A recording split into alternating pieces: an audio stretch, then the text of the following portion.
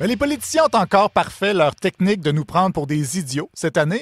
Il y a entre autres la technique de la comparaison par rapport pour nous faire comprendre quelque chose de complexe. Et le candidat à la chefferie des conservateurs, Maxime Bernier, est très bon là-dedans. Je pense que les Canadiens le savent.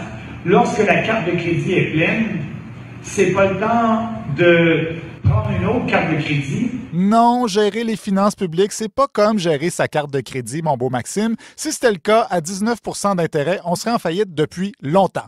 Mais, comme le dit Maxime... J'aime simplifier les choses. Voilà. Il y en a aussi qui aiment complexifier les choses, comme le Doc Mayou. Selon lui, si Hélène David s'est fouillée dans le nez à l'Assemblée nationale, c'est à cause d'un ensemble de facteurs qui incluaient le discours plate de la ministre Stéphanie Vallée et la présence de sa sœur Françoise David au même moment à l'Assemblée nationale. Hélène écoute Stéphanie, qui lui rappelle probablement les moments les plus ennuyeux vécus avec sa mère en présence de Françoise. Alors, son inconscient fait le lien et, à son insu, elle se met les doigts dans le nez et s'alimente de son contenu. Donc, c'est à cause de Stéphanie. Alors, on appelle ça un geste régressif qui révèle un conflit intrapsychique. Voilà, ou on peut appeler ça aussi un conflit intranasal, si vous préférez. Il y a le ministre Laurent Lessard, lui, on ne sait pas trop s'il aime simplifier ou complexifier les choses. Par exemple, selon lui, la position de la compagnie Uber au Québec ressemble à celle de quelqu'un qui veut faire des hamburgers. Vous voulez faire les hamburgers de McDonald's, vous voulez faire les hamburgers de Burger King, vous voulez faire les hamburgers de Harvey's, puis vous voulez faire en plus vos propres hamburgers. Donc, quand tu veux faire tous les hamburgers, il y a peut-être un problème pour ceux qui en font déjà. Quand on entend nos ministres comme ça, on se dit que peut-être que c'est vrai finalement que nous sommes nés pour un petit pain hamburger. Sinon, il y a aussi la langue de bois qui a continué de progresser cette année. Autant les chroniqueurs font tout pour choquer parce que c'est bon pour les codes d'écoute, autant les politiciens ne disent plus rien pour ne pas choquer. Et la championne de dire rien, là, c'est évidemment Mélanie Joly.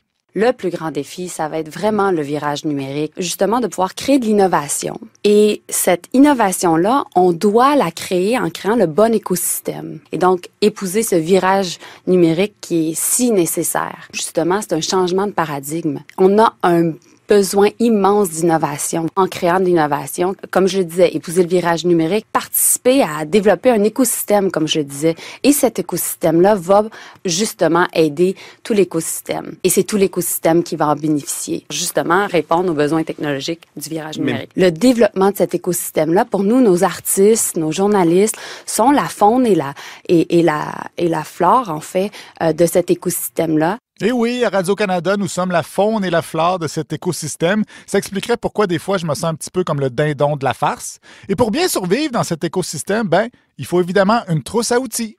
En fait, on veut revoir toute la trousse à outils. Ça veut dire quoi concrètement? Les outils ne sont pas nécessairement adaptés à tous les changements technologiques. On doit regarder de façon holistique toute notre trousse à outils. Et ça veut dire quoi, ça?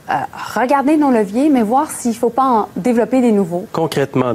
On peut développer des nouveaux leviers. OK, mais je vous demande d'être plus concret dans un sens. On a un écosystème très fort et très intégré. Concrètement, donnez-nous un exemple. J'aime à penser qu'on doit s'assurer de bâtir un nouveau pont. Et voilà, en ce qui a trait à l'écosystème de la culture, Mélanie Joly va bâtir un pont avec sa trousse à outils et des leviers. Comme disait Archimède, « Donnez-moi un levier, je soulèverai la terre ». Malheureusement, Mélanie Joly ne semble rien avoir sur quoi appuyer son levier.